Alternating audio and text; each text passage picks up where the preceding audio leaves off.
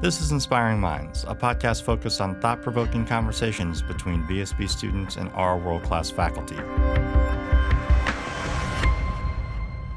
Hi, everyone. My name is Austin Glass. I am a senior class of 2022, studying economics in the School of Business at Villanova University with a major in honors as well. And I have minors in Spanish, business law, and finance. And I am super excited to be sitting down today with Associate Teaching Professor of Economics, Professor Chris Jeffords, to record this interesting podcast. Hi, Austin. Thanks. It's great to be here. So kind of getting right into it, could you tell me a little bit about what you do in the field of economics and what your interest area is? Yeah, absolutely. So my main research area, if you're going to sort of pigeonhole me into an economics field, would be environmental economics and natural resource economics. The main focus of my research, after having joined up with some folks at the University of Connecticut, is environmental human rights and focusing on the relationship that constitutional environmental human rights have or may not have to improved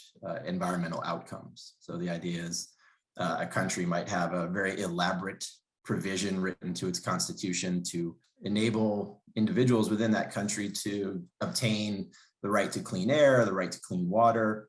And I attempt to examine what impact those provisions actually have on environmental outcomes. You kind of answered it there, but just kind of like in a nutshell for our listeners, could you explain what economic rights are and environmental rights and kind of where they overlap? Oh yeah, sure. How much time do you have, I guess? Economic rights have been around, I would argue, longer than environmental rights. And economic rights are what are known as second generation rights in some circles, and they come after civil and political rights. So economic rights include things like the right to health, the right to unemployment benefits, the right to payments if an individual can't meet their livelihood or their minimum basic needs, the right to medical care, and more broadly, from which all these are derived, the right to an adequate standard of living. So those are economic rights quickly. And then environmental rights are arguably part of that realm if you think about deriving them from an adequate standard of living, where individuals need clean air and clean water and a healthy environment to live in, to thrive in, to be able to even enjoy other types of rights, like the traditional ones people think of, your civil and political rights, for example. Generally, when we think of economics, we don't always think about like rights and those duties and things. So how did your journey, like what's your background that led you to kind of be a thought leader in this new space? Yeah, wow, thanks. I appreciate those kind words too. I came into this field by way of graduate school, honestly. I floundered around a bit. I was an undergrad at Hofstra and joined the economics department there and really loved it. And it was a small department, small classes. And from there, I really just fell in love with economics as a field. And then I went to graduate school for a year at SUNY Albany. So I did a master's there.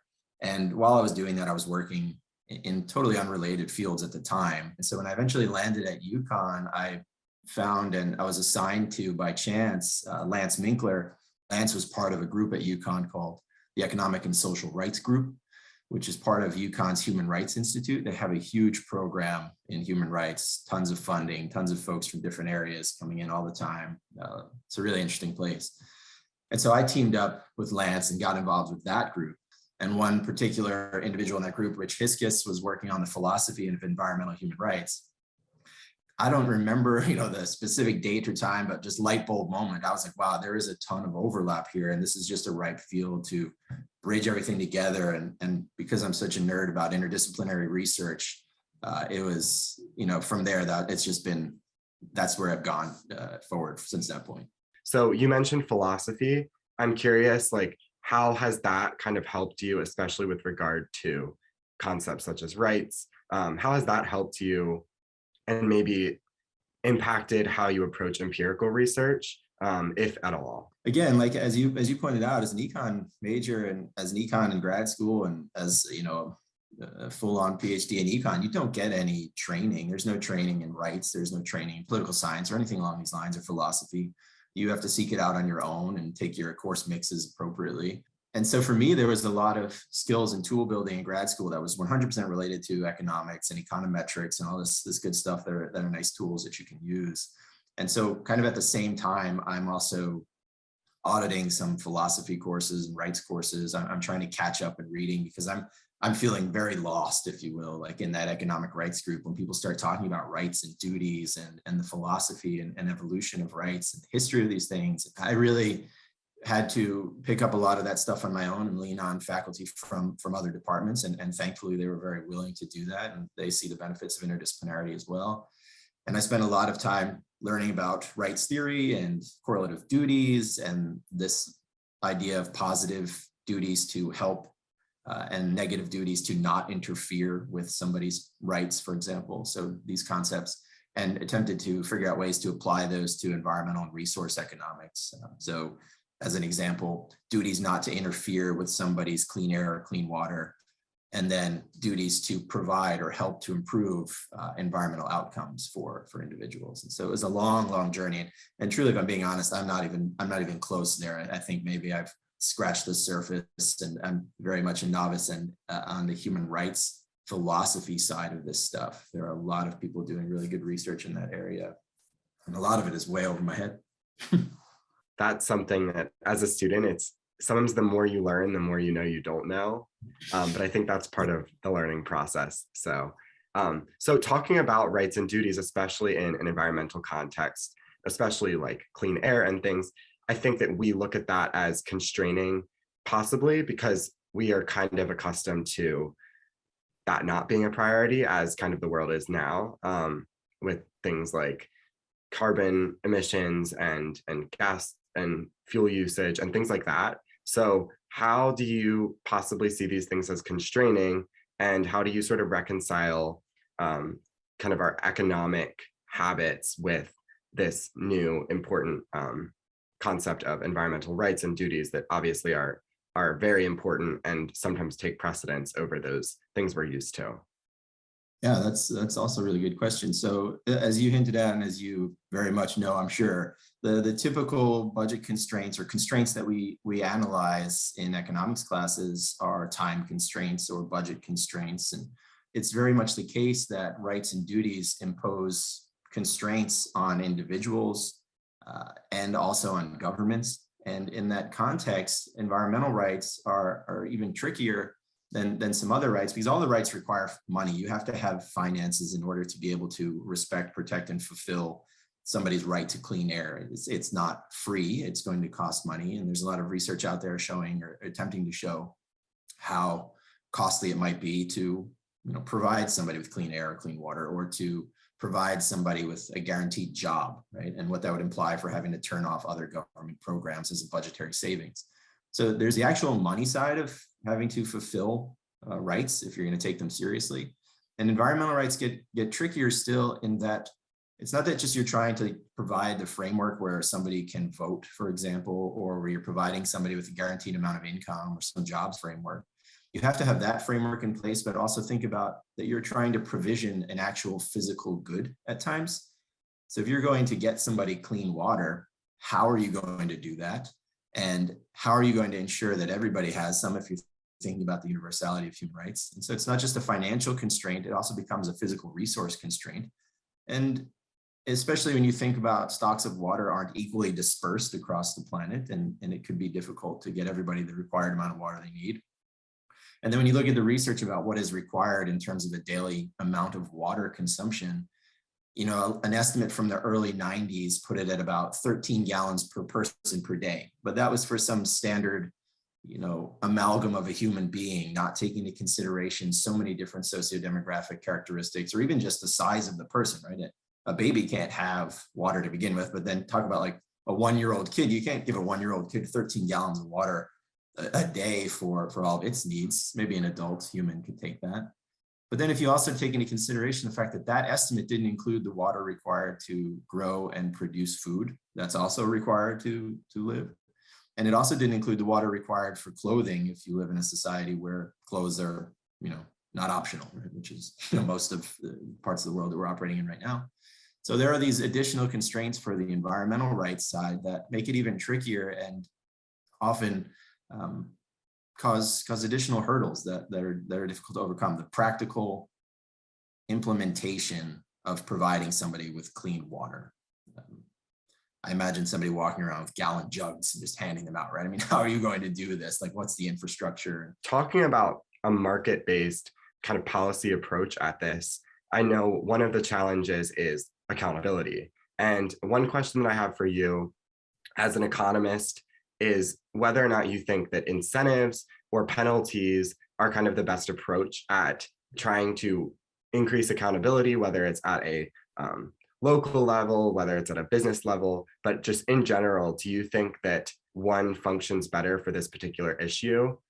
Because of course, the goal is that people want to ensure these rights and that they work to do that, but understanding that there has to be some accountability behind it. Do you have any thoughts on which approach may be more fruitful? Yeah, my answer to that is yes. So what I mean by that is I think they can both be useful in certain contexts. So we're able to show all kinds of ways in which a tax on the production of a product can attempt to control for harmful side effects from the production of that product. So taxing a product to reduce pollution, or subsidizing some behavior to encourage that behavior, like making education a little bit cheaper so that more folks can maybe obtain an education, for example. And so we talk about these things on paper and can show how they work on paper, but when you get out into practice, things get obviously a bit trickier and you're not in a vacuum anymore. But there have been very, very interesting and good examples of environmental policies that are incentive-based, individually incentive-based, and have had really meaningful effects on environmental outcomes. And one really classic example that's been around since the 1990s is the London congestion charge. And the London congestion charge is a fee that an individual driver has to pay if they drive into this ring that's around, London proper. So between 7 a.m. and 10 p.m., you have to pay about $20 US dollars if you want to drive in there. And initially when it came out, the fee was about $7. And now, like I said, it's 20. And that program has raised billions of dollars. And what have those billions of dollars done? They've gone into improving roads and infrastructure, improving and fixing bridges, to building cycling lanes and improving cycling lanes. And the point of the program, of course, was to mitigate localized air pollution and localized congestion, because if you make that fee large enough, it will deter some people from driving in. It also has unintended consequences, however, because some people may not be able to afford the fee. Some people may not have the ability to move closer to work because they lack resources. So a program like the London congestion charge might incentivize somebody to move closer so they're not driving as much. They may not have the resources to do that. They might be able to take public transportation, they might be able to carpool, maybe they're able to get a bike, but all these things require additional resources. And so the point of the program was to reduce pollution and congestion, and they very much did that. And it also raised a bunch of money for other ends, which environmental economists will argue that you could then use to offset other more distortionary taxes, for example, as one example, of course. And another really interesting one, kind of the opposite direction, which I love talking about in environmental economics class, is Mexico City's no drive days. So they implemented this program where, based on the last digit of your license plate, you couldn't drive on a specific day. So if your license plate ended in 5 or 6, you couldn't drive on Monday, and you couldn't drive between 5 a.m. and 10 p.m. And so the basic goal was to mitigate the number of cars on the road at any point in time, and to also mitigate localized air pollution in Mexico City. It eventually did that, but when the program first came out, it shocked some people into doing some things that weren't intended. So the unintended consequences side. So what did some people do? Well, some folks still needed to get to work on those days. And so that meant some individuals bought a second car. And if the car that they already had was relatively used and had high on the emissions side, the second car that folks were buying was worse than that one. So that the car that they wound up driving on the day with the vanity plate on Monday, for example, that particular car actually had a greater environmental footprint than the existing car that they already had. So people started to drive around in these second cars in some instances where the pollution from that car was more than if they were just allowed to drive their other car. And then a black market also cropped up in the creation of license plates. You can think about those, or we can think about the way in which we can apply policy on paper, and then when we put it into action, when we see policies like this, these incentive-based policies, they are somewhat difficult, and you have to evolve them over time, and they have to be updated.